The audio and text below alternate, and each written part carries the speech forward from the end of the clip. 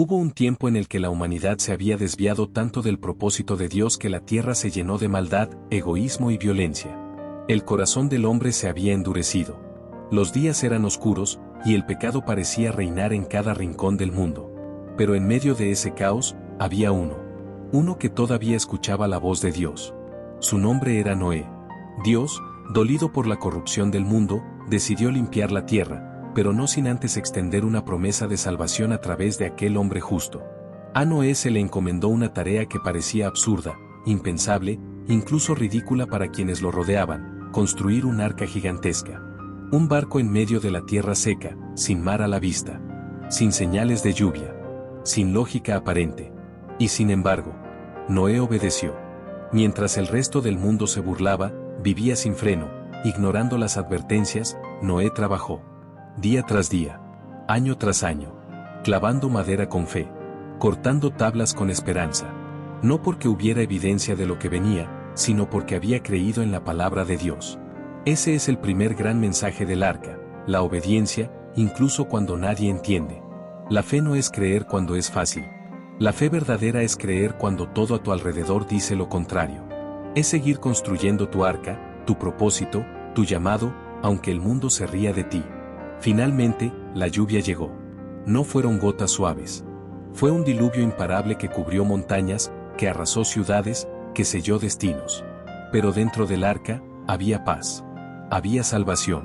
Noé, su familia y los animales estaban seguros, no porque fueran mejores, sino porque creyeron, porque confiaron, porque actuaron conforme a la voluntad de Dios. Segundo gran mensaje: la salvación no llega por casualidad, sino por confianza y obediencia. El arca no fue construida en un día. La fidelidad de Noé fue constante, silenciosa, perseverante. Y así es como actúa Dios muchas veces.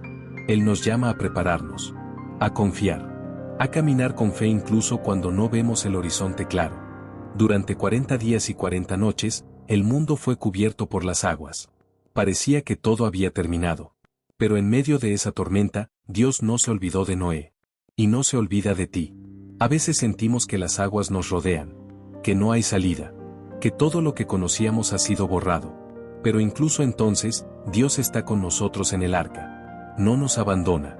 Está obrando, incluso en el silencio, incluso cuando parece que no pasa nada. Luego, las aguas comenzaron a descender.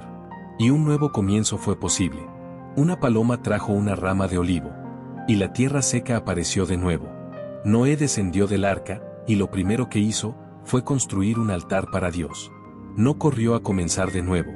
No pensó en sí mismo primero. Adoró. Dio gracias. Reconoció que había sido Dios quien lo sostuvo todo ese tiempo. Tercer gran mensaje: cuando salgas de tu tormenta, no olvides a quien te sostuvo en medio del diluvio. Porque la salvación no es solo sobrevivir. Es entender que fuiste rescatado con un propósito. Es vivir con gratitud, con reverencia, con humildad. La historia del arca de Noé no es solo un relato para niños. Es una profunda enseñanza sobre la fe, la obediencia, la esperanza y la fidelidad de Dios. Nos recuerda que, aunque el mundo parezca perdido, Dios siempre tiene un plan para los que le escuchan. Que, aunque se rían de ti, si estás caminando con Dios, vas por el camino correcto. Y que, aunque las lluvias lleguen, si estás dentro del arca de su voluntad, estarás seguro. Hoy tú también puedes estar construyendo un arca, una vida recta en medio de un mundo que muchas veces se burla de lo sagrado. Puede que estés rodeado de incredulidad, de burlas, de pruebas. Pero no te detengas. Sigue creyendo. Sigue confiando. Porque el Dios de Noé también es tu Dios. Y Él no falla.